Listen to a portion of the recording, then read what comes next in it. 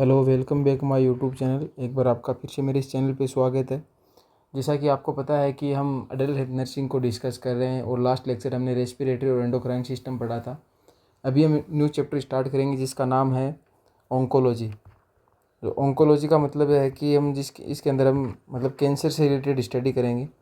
तो ऑन्कोलॉजी एक साइंटिफिक जो ब्रांच होती है जिसके अंदर हम किसके साथ डील करते हैं, कैंसर के साथ डील करते हैं, उसी को हम ऑन्कोलॉजी कहते हैं। तो इसमें सारी की सारी हम डिटेल्स करेंगे, मतलब स्टडी करेंगे ऑन्कोलॉजी से रिलेटेड, मतलब कैंसर से रिलेटेड कि कैंसर की मतलब कौन कितने प्रकार की ट्यूमर होती है, क्या कैंसर क्या होता है, कहाँ कहाँ हो सकता है, ये सारी इस चैप्टर के अंदर हम डिस्कस करेंगे।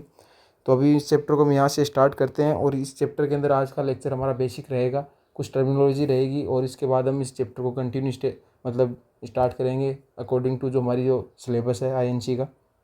तो मैं स्टार्ट करता हूँ कि ऑन्कोलॉजी क्या होता है। तो ऑन्कोलॉजी एक तो साइंटिफिक ब्रांच होती है जो क्या करती है कि जो कैंसर के साथ डील करती है और उसकी स्टडी करती है कि कैंसर क्या होता है, इसका मीनिंग मतलब कि किस प्रकार से जो नॉर्मल सेल है वो अब नॉर्मल फंक्शन करने लग जाती है, सारी डील्स इसके स्टडी इसके अंदर करते हैं।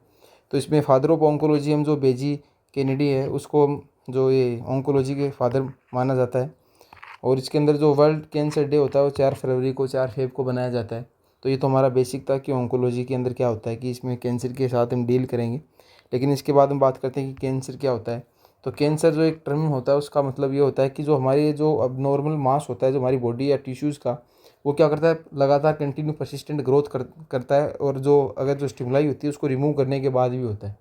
इसका मतलब ये है कि मतलब कोई कोज था कि जिसके कारण हमारी सेल्स क्या कर रही थी, ग्रोथ कर रही थी, जिसको हम स्टिमुलाई कहते हैं, बाहर से कोई स्टिमुलाई मिल रही थी। अगर मैंने उसको सर्जरी के द्वारा रिमूव कर दिया, उसके बाद भी अगर सेल कंटिन्यू या परसिस्टेंट क्या कर रही, ग्रोथ कर रही है, इसका मतलब क्या होता है, वो सेल कैंसर सेल के अंदर कन्वर्ट हो चुकी है क्योंकि वो ट्रीट नहीं हो पा रही। तो अगर कैंसर सेल के अंदर जो मान लो कि अब नॉर्मल ग्रोथ हो रही है, अगर कोई सर्जरी करने के बाद भी वो चीज़ वापस से ग्रोथ हो रही है, बार बार हो रही है, इसका मतलब होता है जो हमारी नॉर्मल सेल थी ना, वो क्या हो गई, कैंसर सेल के अंदर क्या हो गई, कन्वर्ट हो गई।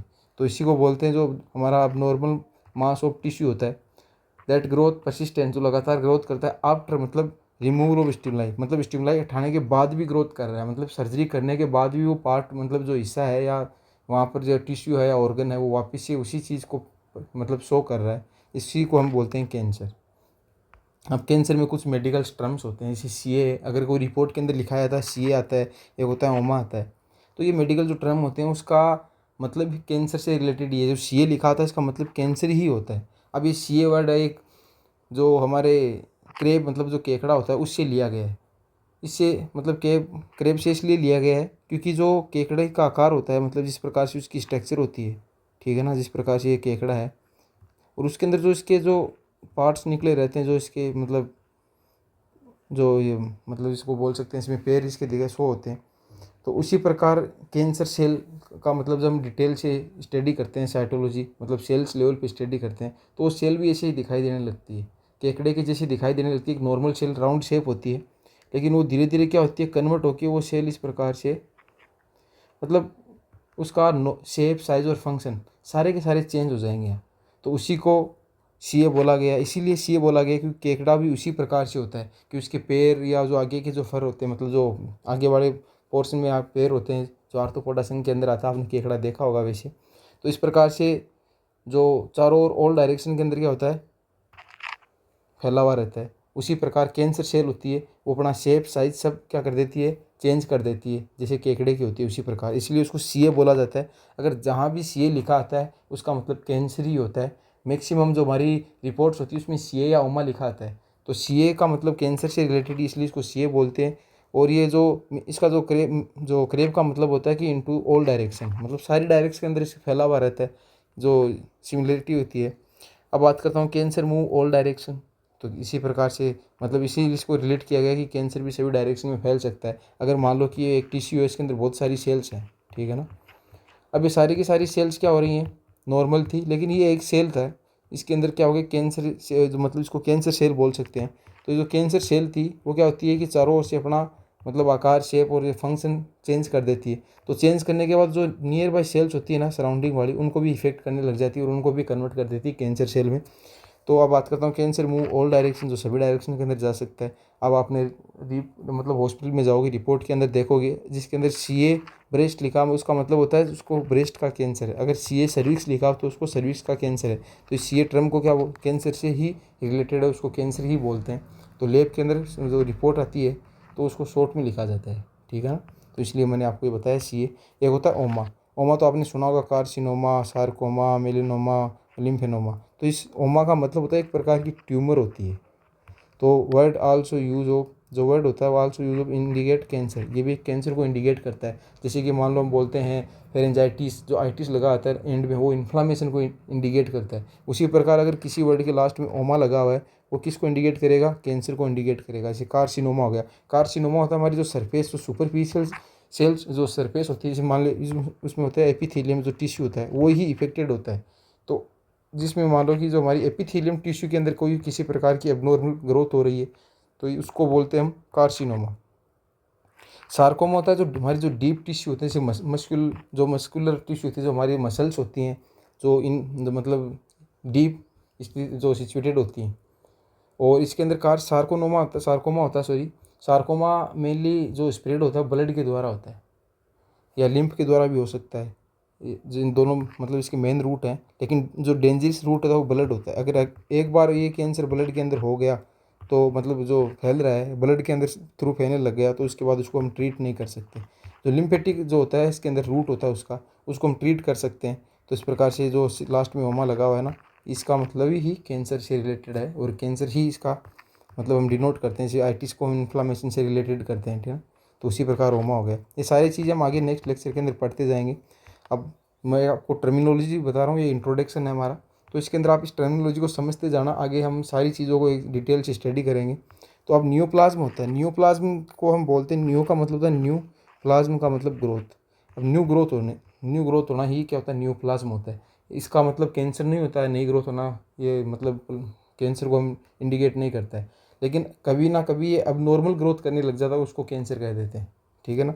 अब बोलते हैं it is the growth of the cell into abnormal manner. अगर ये अबनॉर्मल मैनर में ग्रोथ हो रही है तो हम इसको कैंसर कहेंगे। अगर ये नॉर्मल मैनर में होती है ना ओनली फॉर, तो इसको हम कैंसर नहीं कहते। जैसे नॉर्मल मैनर में ग्रोथ होती है, जो हम बोलते हैं हाइपरफेजिया, हाइपरट्रॉफी, जो भी हम डिस्कस करेंगे। अरे तो इसको मैं समझाऊंगा आपको। तो इसमें अबनॉर्मल मैनर में या अबनॉर्मल अरेंजमेंट हो रहा है, तो उसको हम न्यूप्लाज्म कह सकते हैं। न्यूप्लाज्म का मतलब कैंसर नहीं है, न्यूप्लाज्म नॉर्मल ग्रोथ भी होती है। जैसे बॉडी के अंदर मान लो दो जाइगोट्स हैं, जाइगोट फिर आगे जाके दो से चार, चार से जाके हमारी लास्ट के अंदर पूरी बॉडी का फॉर्मेशन कर देते हैं। मतलब इधर से स्पर्म आता है, इधर से ओवम आता है, दोनों अटैच होकर फिर ये जाइगोट बन जाता है। जाइगोट फिर हमारी बॉडी का क्या करता है, फॉर्मेशन करता है। इसका मतलब ये थोड़ी ना हमें कैंसर है, ये भी तो एक प्रकार का न्यूप्लाज्म में एक नया ग्रोथ हो रही है ना। तो ये न्यूप्लाज्म का मतलब यही है कि न्यू ग्रोथ होना। अब न्यू ग्रोथ नॉर्मल हो रही है, अब नॉर्मल हो रही है, उसके बेस पे हम क्या करते हैं, डिफरेंस करते हैं कैंसर है या नहीं है। तो बात करते हैं हाइपरप्लेजिया। अब इसका मतलब होता है इंक्रीज नंबर ऑफ द, अब यहाँ पर आपको ध्यान रखना है, जो ये नंबर इसके अंदर क्या हो रहा है, नंबर जो सेल होती है उसके नंबर इंक्रीज हो रहे हैं, नॉर्मल अरेंजमेंट हो रहा है। अब नॉर्मल यहाँ लिखा है, इसका मतलब कैंसर नहीं है। अब पहले क्या थी कि इतनी सेल्स थी, नॉर्मल मैनर में ये बढ़ गई, मतलब मल्टीप्लाई 1 से 2, 2 से 4 हो गई। अब इसके अंदर क्या होता है कि नॉर्मल मैनर में हो रही है, इंक्रीज हो रही है, तो इसके अंदर डिवीजन हो रहा है। 1 से 2 बढ़ रही, पहले कितनी थी, 1 2 3 4 5 6 7 8, ये 8 थी, आगे जाके देखो 8 से ज़्यादा होगी। तो सेम साइज, शेप और फंक्शन में क्या हो रही है, डिवाइड होके बढ़ रही है, संख्या में बढ़ रही है, नंबर्स में बढ़ रही है। इसका मतलब होता है हाइपरप्लेजिया। अब होता है हाइपरट्रॉफी। अब हाइपरट्रॉफी मतलब हाइपर का मतलब बढ़ना, ट्रॉफी का मतलब साइज बढ़ना। यहाँ नंबर बढ़ रहे थे, यहाँ साइज बढ़ेगी। अब साइज बढ़ना भी मतलब ऐसा नहीं है कि कैंसर से रिलेटेड है। साइज जैसे कि आप मान सकते हो कि कोई जिम के अंदर बंदा जा रहा है, तो उसकी जो मसल्स की जो सेल्स होती है उसमें साइज बढ़ती है, जिसके कारण उसकी बॉडी हमें दिखाई देती है। तो इसका मतलब वो कैंसर तो नहीं है ना। लेकिन हाइपरट्रॉफी के अंदर क्या होता है कि यहाँ पर साइज इंक्रीज होती है। तो इन चीज़ों को आप ध्यान रखना दोनों को। यहाँ पर इंक्रीज क्या होता है, नंबर होते हैं, इस चीज़ को हाईलाइट कर लेना। और यहाँ पर क्या होता है कि जो साइज़ होती है, यहाँ पर साइज़ इंक्रीज होती है। इन दोनों में डिफरेंस यही है। दोनों में मतलब आपको याद रखना है कि ट्रॉफी का मतलब क्या होता है, प्लेजिया का मतलब क्या होता है। इसमें जो नंबर इंक्रीज होती है, इसमें साइज़ इंक्रीज होती है। नॉर्मल मैनर के अंदर होती है तो नॉर्मल अरेंजमेंट होता है। अब पहले इनकी साइज़ ये थी, अब इनकी साइज़ बढ़ गई है। तो साइज़ बढ़ना कैंसर नहीं हो सकता, लेकिन अब नॉर्मल, जहाँ अब नॉर्मल आ जाए समझ आना कैंसर की बात हो रही है, ठीक है ना। अब बात करता हूँ मेटाप्लेजिया की बात होगी। अब मेटाप्लेजिया होता है, इसमें क्या होता है transmission of one mature tissue to another mature tissue. अब मेटाप्लेजिया, अप्लेजिया का अब यहाँ पर क्या समझते हो? प्लेजिया का मैंने अभी बताया आपको, नंबर बढ़ रहे हैं, समझ रहे? अब मेटा के अंदर अब क्या होगा, इसके अंदर इसका ट्रांसफॉर्मेशन होगा, ट्रांसमिशन होगा, एक ऑर्गन से दूसरे ऑर्गन के अंदर जाएगा, इसको बोलते हैं मेटाप्लेजिया। ठीक है, पहले तो क्या हो रहा था कि एक टिश्यू के अंदर ही सारी ग्रोथ हो रही थी, ये ग्रोथ अब नियर बाई टिश्यूज के अंदर भी जाएगी, अदर ब्लड के द्वारा मतलब अलग टिश्यू के अंदर भी जाएगी। तो इसको हम एक तो बोल सकते हैं कि one mature tissue to another mature, या इसको अलग डेफिनेशन बोले तो one adult tissue to another adult tissue के अंदर भी जाती है। अब मैं यहाँ पर एग्जांपल बताऊँ आपको, जो ब्लैडर कैंसर होता है ना, और उसमें क्या था, जो हमारे जो ट्रांजिशनल एपिथीलियम जो लेयर होती है ना, उसके जो एपिथीलियम के अंदर कैंसर था, लेकिन वो बाद में क्या हो गया, कोलुमनार एपिथीलियम के अंदर भी चला गया। तो ये क्या हो रहा है, मेटाप्लेजिया तो था ही, मेटाप्लेजिया जो हमारे ट्रांजिशनल में था पहले, लेकिन उसके बाद ये कोलुमनार में चला गया। इसी प्रकार जो इसोफेजियल कैंसर होता है, उसमें क्या था, स्क्वेमस जो एपिथीलियम था उसके अंदर क्या हो रहा था, अब नॉर्मल ग्रोथ हो रही थी, लेकिन ये धीरे धीरे उसके जो पास्ट वाले जो कोलुमनार थे ना एपिथीलियम, उनमें भी क्या होगी, ग्रोथ होना स्टार्ट होगी अब नॉर्मल। तो ये हो गया मेटाप्लेजिया। ये टर्मिनोलॉजी आपको याद रखनी है, मैंने आपको टर्मिनोलॉजी पढ़ा रहा हूँ। ओमा लगा है तो क्या होता है, सीए का मतलब क्या होता है, ठीक है, इसका मतलब कैंसर ही होता है। न्यूप्लाज्म है तो इसमें न्यू ग्रोथ हो रही है, अब नॉर्मल बोले तो कैंसर बोल सकते हो।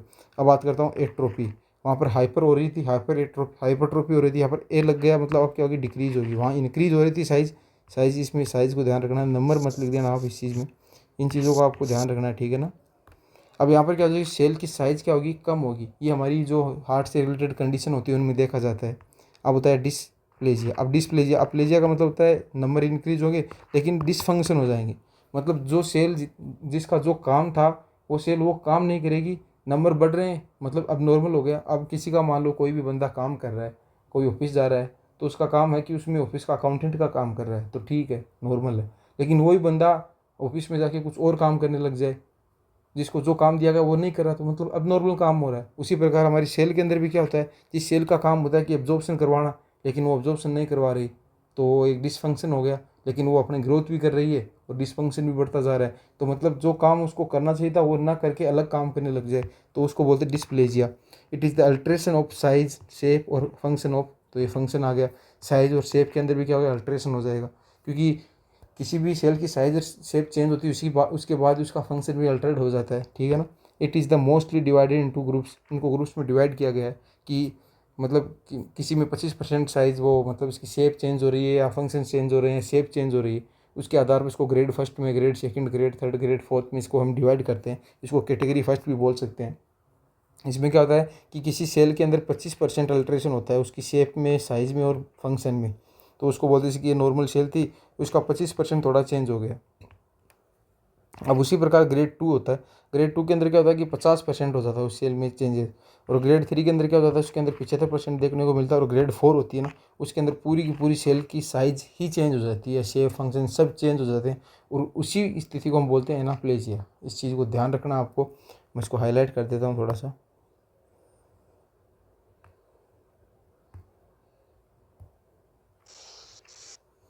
जो एनाप्लेजिया है इसको कलर भी थोड़ा, एक मिनट, ठीक है। अब इसमें बोला कि 100% किसी सेल की साइज़ और जो चेंज हो गया, अल्ट्रेशन हो गया शेप में, साइज़ में और फंक्शन में, पूरा ही अलग काम करने लग गई जो सेल, तो उस कंडीशन को हम क्या कहते हैं, एनाप्लेजिया। एनाप्लेजिया का मतलब होता है, अब ये क्या हो रही थी कि साइज़ तो बढ़ा ही रही है, सॉरी नंबर तो बढ़ा ही रही है सेल, लेकिन पूरा का पूरा ही डिसफंक्शन हो रहा है, मतलब उसकी शेप अलग ही तरीके से बढ़ रही है, साइज़ अलग ही बढ़ रही है, और वो फंक्शन कुछ अलग ही कर रही है, मतलब पहले फेवर में कर रही थी, अब हमारी बॉडी को ही डैमेज करने में लग गई। तो ये कैंसर की स्थिति यहाँ से कन्वर्ट जो मतलब स्टार्ट हो जाती है। इसको फोर्थ स्टेज में भी मतलब देखा जा सकता है, तो सीवियर कंडीशन होती है उसके अंदर ग्रेड 4 देखते हैं हम, ठीक है ना।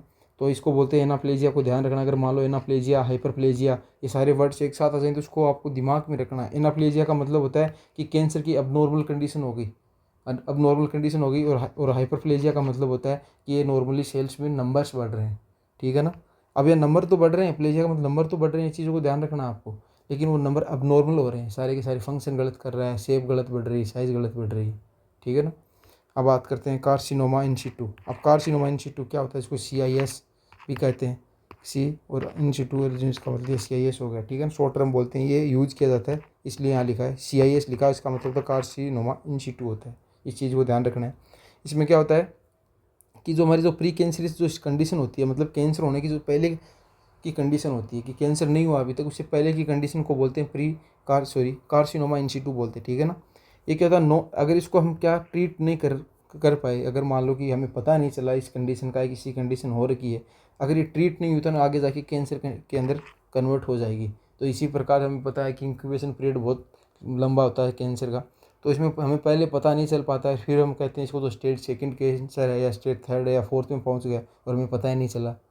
इसी के कारण होता है इसमें, अगर हम इसको ट्रीट नहीं करेंगे तो कन्वर्ट हो जाएगा कैंसर के अंदर, ठीक है।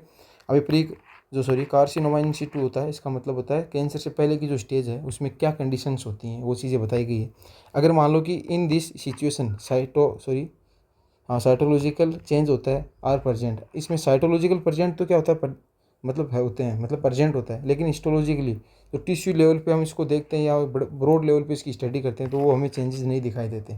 जैसे कि आपको मैं एग्जांपल बताऊं कोई, कि हमारे पास 1 मिलियन सेल है सारी की सारी, ठीक है ना। उनमें से लगभग कुछ सेल्स क्या होने लगी, कैंसरस मतलब कैंसर सेल में कन्वर्ट होने लग रही। तो लेकिन हम उससे मतलब जो 1 मिलियन सेल है उसको एक साथ देख रहे हैं, तो हमें क्या पता चलेगा कि 10 सेल कैंसर वाली है। तो ब्रॉड लेवल पे मतलब हिस्टोलॉजी टिश्यू लेवल पे हमें पता नहीं चलता, लेकिन साइटोलॉजी के लिए हम एक एक पर्टिकुलर सेल की स्टडी करते हैं तो हमें पता चलता है कि ये सेल कैंसर मतलब कोज कर सकती है या कैंसर की फर्स्ट स्टेज में जा रही है या सेकंड में या थर्ड में। तो ये बोलना चाह रहा है, अगर ये सिचुएशन ऐसी आ गई इसमें कि कार्सिनोमा इन सिटू की कंडीशन है, अगर उसमें हम क्या करें साइटोलॉजिकल चेंज देख रहे हैं तो हमें पता चल जाएगा इसके अंदर कार्सिनोमा इन सिटू है। अगर हिस्टोलॉजिकली देख रहे हैं तो नहीं पता चलेगा। वही बात है, अगर मान लो अंतरिक्ष से हम हमारी जो पृथ्वी को देख रहे हैं, ठीक है ना, और वहाँ हमारी जो पृथ्वी के ऊपर कुछ छोटे मोटे मतलब कुछ भी हो रहा है वो हमें कुछ मतलब पता नहीं चलेगा। जैसे मान लो छोटे लेवल पे युद्ध चल रहा है उसका हमें पता नहीं चलेगा, लेकिन अगर वहाँ ही पृथ्वी पर क्या परमाणु बम का विस्फोट कर दें तो तब हमें ब्रॉड लेवल पे दिखाई देता है। जो परमाणु बम का विस्फोट होता है वही फोर्थ स्टेज होती है। पहले थोड़ा बहुत युद्ध स्टार्ट होता है, वो स्टेज फर्स्ट होती है, फिर वो बढ़ने लगता है, एक टाइम जाके एक दूसरे पे परमाणु बम भगाने लगते, वही फोर्थ स्टेज है कैंसर की। तो इसी प्रकार बोला गया कि साइटोलॉजिकली हमें पहले चेंजेस अगर हो रहे हैं तो इसका मतलब होता है कार्सिनोमा इन सिटू की कंडीशन स्टार्ट हो चुकी है। हम मान लो कि मैंने किसी की बायोप्सी या किसी का भी वहाँ से सैंपल लिया और मैंने एक ब्रॉड लेवल पे मतलब टिश्यू लेवल पे इसकी स्टडी की, सेल की स्टडी नहीं की, तो मुझे नहीं पता चलेगा इसके अंदर कार्सिनोमा इन सिटू है। अगर मैं उसकी सेल्स की स्टडी करूँगा तो मुझे पता चलेगा कि इसके अंदर कार्सिनोमा इन सिटू है, ठीक है ना। अब बात करते हैं, it is the also non age anaplegia with intact basement membrane. अब यही जो ऊपर वाली मैंने जो फोर्थ स्टेज के अंदर ग्रेड 4 के अंदर बताया था, अब इसमें जो बेसमेंट इंटेक्ट जो मेम्ब्रेन होती है उसमें क्या होता है कि जो सबसे पहले हमारी जो सेल्स होती हैं वो नॉर्मल होती है, फिर ग्रेड फर्स्ट आती है उसमें 25% चेंज होने लगते हैं सेल में, फिर धीरे धीरे 50%, 75%, और जो लास्ट वाली स्टेज होती है इसी को हम बोलते हैं एनाप्लेजिया ये वाली। इस कंडीशन में पूरी की पूरी पहले सेल ऐसी थी, अब पूरी की पूरी सेल का शेप साइज सब चेंज हो गया और फंक्शन भी चेंज हो गई, तो इसको बोलते हैं एनाप्लेजिया। अब बात करते हैं हम कुछ जो कैंसर स्टेज होती है, मतलब कैंसर होने से पहले की जो स्टेजेस होती हैं वो लास्ट में जाके फिर कैंसर में कन्वर्ट हो जाती है। जैसे CI जो मैंने अभी बोला कार्सिनोमा इन सिटू होती है वो मेनली सर्विक्स के अंदर देखी जाती है, ठीक है ना।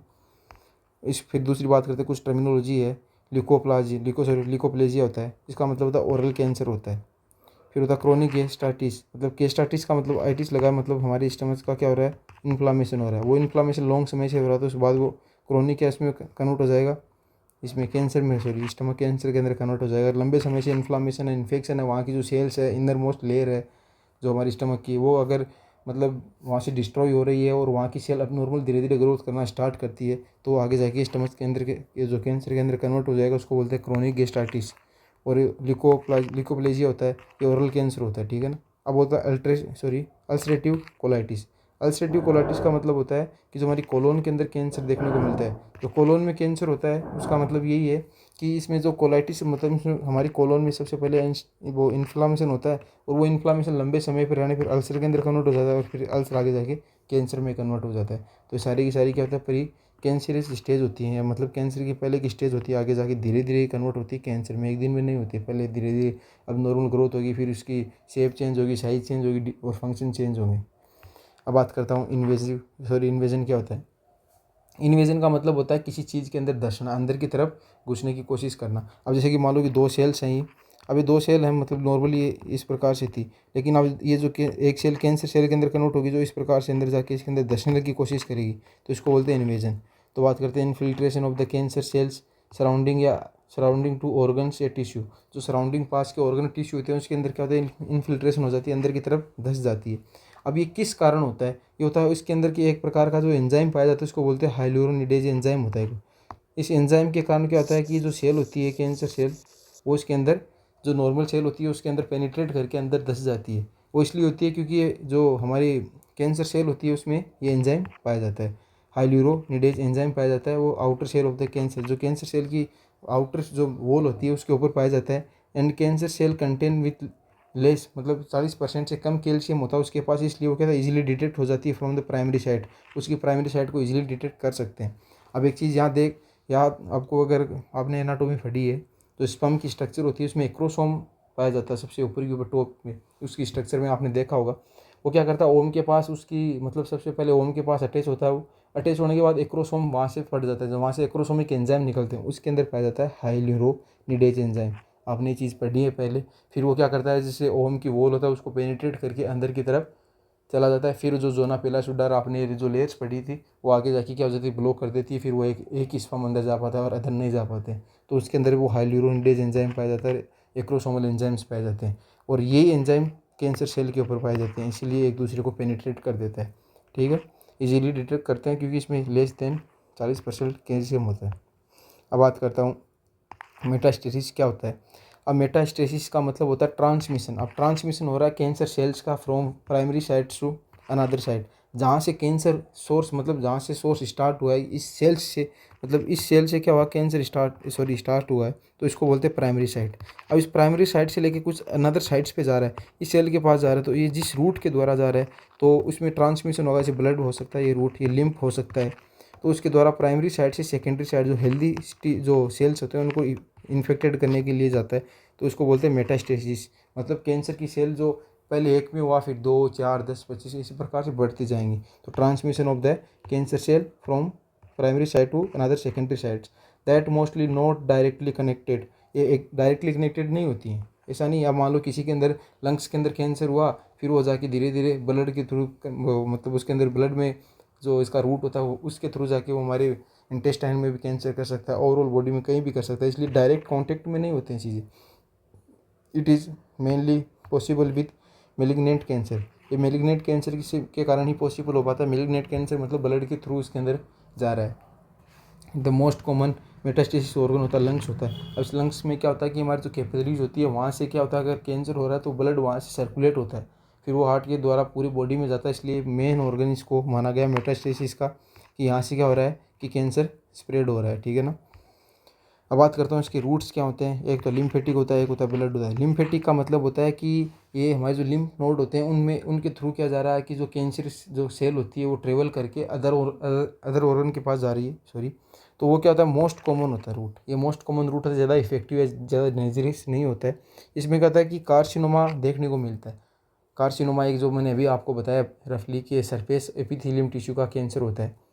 तो ये carcinoma most commonly through the lymphatic tract, ये लिम्फेटिक ट्रैक्ट के द्वारा फैलता है कार्सिनोमा। मतलब हमारी स्किन का कैंसर हुआ वो लिम्फेटिक जो हमारा ट्रैक होता है उसके थ्रू जाके अदर स्किन को भी इफेक्ट कर देगा। मान लो पहले यहाँ हमारी इस स्किन पे यहाँ पर था, फिर ये क्या लिम्फ के द्वारा जाके हमारी दूसरे अलग रीजन्स को क्या कर देगा, इफेक्टेड कर देगा।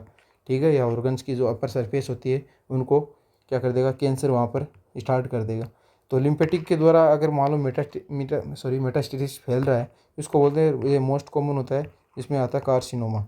लेकिन जो ब्लड के थ्रू फैल रहा है वो बहुत ही डेंजरस रूट होता है, क्योंकि अगर एक ब्लड के थ्रू फैल रहा है तो मतलब बॉडी के हर पार्ट के अंदर जा रहा है, सेल्स के अंदर जा रहा है, तो इसको बोलते हैं सार्कोमा। सार्कोमा होता है इसके अंदर मोस्ट कॉमनली थ्रू ब्लड, ये ब्लड के थ्रू फैलता है। तो यहाँ तक आपको ये टर्मिनोलॉजी समझ में आई होगी। अब नेक्स्ट क्लास के अंदर हम पढ़ेंगे कि कार्सिनोमा क्या होता है, फिर सार्कोमा, फिर अदर इसमें जो ट्यूमर्स होती हैं कितने प्रकार की ट्यूमर होती है, बिनाइन और मेलिग्नेंट ट्यूमर होती है, इनमें डिफरेंस पढ़ेंगे। हम कल के लेक्चर में इसको डिस्कस करेंगे। आज का लेक्चर हम यहीं कंप्लीट करते हैं, क्योंकि हमें आज के लेक्चर में ओनली फॉर इंट्रो देखना था और कुछ टर्मिनोलॉजी देखनी तो जो हमारी इस चैप्टर के अंदर आगे यूज़ होगी, ताकि हमें कन्फ्यूज़न ना हो कि ये चीज़ क्या है, ये क्या है। तो अगर मान लो कहीं CA लिखा गया, कहीं ओमा आ रहा है कि ये, तो इसका मतलब कैंसर है, तो चीज़ें सारी की सारी हमें देखनी है कि आप आगे हम चैप्टर के अंदर हमें इस लेक्चर के द्वारा हेल्प मिलेगी। अब मैंने आपको क्या क्या पढ़ाया एक बार हम ओवरव्यू कर लेते हैं। ऑन्कोलॉजी बता दी क्या होती है, कैंसर के बारे में बता दिया, ये एक मेडिकल टर्मिनोलॉजी होती है, रेउमा भी मेडिकल टर्मिनोलॉजी होती है। तो इन चीज़ों को ध्यान रखना है। रिपोर्ट के अंदर ये चीज़ें लिखी हुई होती है, मतलब शॉर्ट में लिखते हैं, सी लिख देते हैं, कैंसर नहीं लिखते हैं कई बार। फिर बात करें न्यू प्लाज्म क्या होता है कि न्यू सेल्स या न्यू प्लाज्मा ग्रोथ हो रही है, वो अब नॉर्मल हो रही है तो कैंसर नॉर्मल हो रही है, नॉर्मल हो रही है तो इसका मतलब कैंसर नहीं है। अब बात करता हूँ हाइपरप्लेजिया। जो हमारी हाइपरप्लेजिया है इसका मतलब होता है कि नंबर में जो इसके नंबर्स इंक्रीज हो रहे हैं, जबकि डिवीज़न हो रहा है सॉरी, और इसके नंबर में क्या हो रहा है, ग्रोथ हो रही है, साइज़ ग्रोथ नहीं हो रही यहाँ, ठीक है। और हाइपरट्रोफी के अंदर साइज़ बढ़ रही है जबकि डिवीज़न नहीं हो रहा, इस चीज़ का ध्यान रखना है। और मेटाप्लेजिया का मैंने आपको बता दिया, एक ऑर्गन से दूसरे ऑर्गन में जाता है, जैसे ब्लैडर कैंसर हो गया, एसोफेजियल कैंसर हो गया। फिर बात करता हूँ एट्रोफी मतलब साइज़ डिक्रीज होती है। अब डिस्प्लेजिया मतलब साइज नंबर्स तो बढ़ रहे हैं लेकिन इस डिसफंक्शन हो रहा है, मतलब अब नॉर्मल ग्रोथ हो रही है, सारी सारी शेप साइज सारी अल्ट्रेशन हो रहा है। एक ग्रेड के अंदर हम बांट देंगे, अगर 25% हो रहा है तो ये हो रहा है, 50 में 46 प्रकार से हो जाएगी, और ग्रेड 3 में 75% हो जाएगा, और 100 के अंदर पूरी ही चेंज हो जाएगी। अगर पूरी ही डिसफंक्शन हो गया, शेप साइज चेंज हो गई, उसको बोलते हैं एनाप्लेजिया। एनाप्लेजिया के अंदर फिर मैंने बोला आपके कार्सिनोमा इन सीटू बताया कि ये क्या होता है कि प्री कैंसर स्टेज होती है, इसके अंदर अगर ट्रीट नहीं किया जाए तो कैंसर के अंदर कन्वर्ट हो जाएगी। और इस प्रकार से अगर इसको हम हिस्टोलॉजिकली हम इसको डिटेक्ट नहीं कर पाते लेकिन साइटोलॉजिकली देख सकते हैं। और इस प्रकार से सेल्स में ग्रेड के अकॉर्डिंग चेंजेस आते हैं। सीआईटीज मैंने बता दी, सर्विस के अंदर देखने को मिलता है। Most common question competitive exam में आता है कि प्री जो कार्सिनोमा इन सीटू कौन किस मेनली देखा जाता है, तो सर्विस लिख सकते हो आप, मतलब लिखना ही लिख सकते हो क्या। फिर हो गया एक उस टर्मिनोलॉजी थी। फिर बात करता है इन्वेजन क्या होता है कि जो इसके अंदर मतलब सराउंडिंग ऑर्गन के अंदर या सराउंडिंग सेल्स के अंदर पेनिट्रेट करके कैंसर सेल का अंदर दर्शना इन्वेजन होता है, ये हाइलोनिडेज एंजाइम के कारण होता है। मेटास्टेसिस मैंने आपको बता दिया, इसमें क्या होता है कि कैंसर किस प्रकार से फैलता है, प्राइमरी साइड से सेकेंडरी साइड के अंदर जाता है, मेनली पॉसिबल होता है मेलिग्नेंट कैंसर के कारण मेनली लंग्स में देखा जाता है। फिर इसके मैंने दोनों रूट बता दिया आपको, तो आपको ये लेक्चर अच्छे से समझ में आया होगा। तो ये टर्मिनोलॉजी आपको ध्यान में रखनी है, पूरे चैप्टर में हमें काम आएगी। तो यहाँ तक आपको समझ में आया होगा, तो बहुत बहुत धन्यवाद। और अगर वीडियो आपको अच्छा लगा हो तो प्लीज़ लाइक करना, शेयर करना और सब्सक्राइब भी ज़रूर करना, क्योंकि आपके लिए आगे हेल्पफुल हो सकता है। धीरे धीरे हम इस चैप्टर को हम पूरा कंप्लीट करेंगे तो आई थिंक आपको यहाँ हेल्प मिलेगी। बहुत बहुत धन्यवाद, थैंक यू।